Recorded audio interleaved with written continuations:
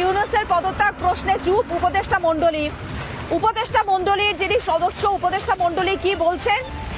বলছেন আমরা দায়িত্ব পালন করতে পারছি না। এই উপদেষ্টা মণ্ডলীতে কে বলছেন এই দায়িত্ব পালন করতে পারছি না? সৈয়দ রিজওয়ানা হাসান তিনি বলছেন আমরা দায়িত্ব পালন করতে পারছি না, এবং স্পষ্টতই তার যে বক্তব্য এসেছে তাতে শোনা যাচ্ছে এ কথাই বাংলাদেশের অন্যতম উপদেষ্টার মুখে যে তারা দায়িত্ব পালন করতে পারছেন না। শুনুন কি বললেন।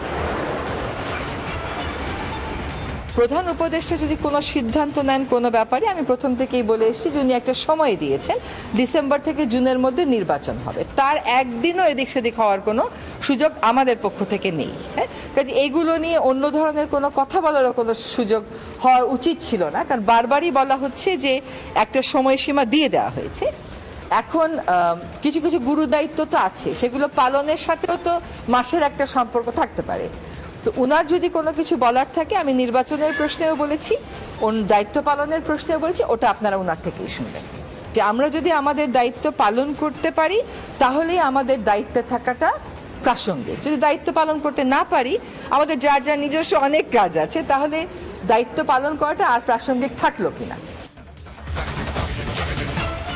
অর্থাৎ স্পষ্ট দায়িত্ব পালন করতে পারেননি, তার জন্য ইউনূস এই মুহূর্তে পদত্যাগ দিয়ে পালিয়ে যেতে চাইছেন। যে বক্তব্য আমরা শুনলাম, স্পষ্টত কি বললেন যে আমরা যে যে দায়িত্ব পালন করব বলে এসেছিলাম, বসেছিলাম, দায়িত্ব নিয়েছিলাম, সেগুলো আমরা পালন করতে পারলাম না। শুধুমাত্র ভোট করাতে দায়িত্বে আসেনি বললেন, সংস্কার, বিচার এবং নির্বাচন এই 3 লক্ষ্য ছিল। ডিসেম্বর থেকে জুনের মধ্যে নির্বাচন হবে, তার আগে নির্বাচন সম্ভব নয়। অর্থাৎ যে যে দায়িত্ব নিয়ে, দায়িত্ব ঘাড়ে নিয়ে বাংলাদেশের বসেছিলাম আমরা, প্রধান উপদেষ্টা যেটা বসেছিলেন দায়িত্ব পালন করবেন বলেছিলেন, সেটা তিনি করতে পারেননি। এটা কে বলছেন? সেই উপদেষ্টা মণ্ডলীর সদস্য নিজে বলছেন।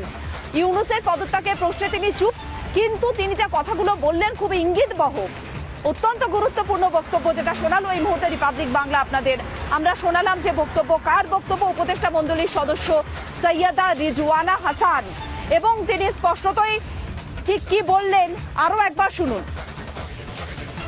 দিনও এদিক সেদিক প্রধান উপদেষ্টা যদি কোনো সিদ্ধান্ত নেন কোনো ব্যাপারে, আমি প্রথম থেকেই বলে এসেছি যে উনি একটা সময় দিয়েছেন, ডিসেম্বর থেকে জুনের মধ্যে নির্বাচন হবে। তার একদিনও এদিক সেদিক হওয়ার কোনো সুযোগ আমাদের পক্ষ থেকে নেই। কাজে এইগুলো নিয়ে অন্য ধরনের কোনো কথা বলারও কোনো সুযোগ হওয়া উচিত ছিল না, কারণ বারবারই বলা হচ্ছে যে একটা সময়সীমা দিয়ে দেওয়া হয়েছে। এখন কিছু কিছু গুরু দায়িত্ব তো আছে, সেগুলো পালনের সাথেও তো মাসের একটা সম্পর্ক থাকতে পারে। তো উনার যদি কোনো কিছু বলার থাকে, আমি নির্বাচনের প্রশ্নেও বলেছি, দায়িত্ব পালনের প্রশ্নেও বলেছি, ওটা আপনারা উনার থেকেই শুনবেন। যে আমরা যদি আমাদের দায়িত্ব পালন করতে পারি তাহলেই আমাদের দায়িত্বে থাকাটা প্রাসঙ্গিক। যদি দায়িত্ব পালন করতে না পারি, আমাদের যার যার নিজস্ব অনেক কাজ আছে, তাহলে দায়িত্ব পালন করাটা আর প্রাসঙ্গিক থাকলো কিনা।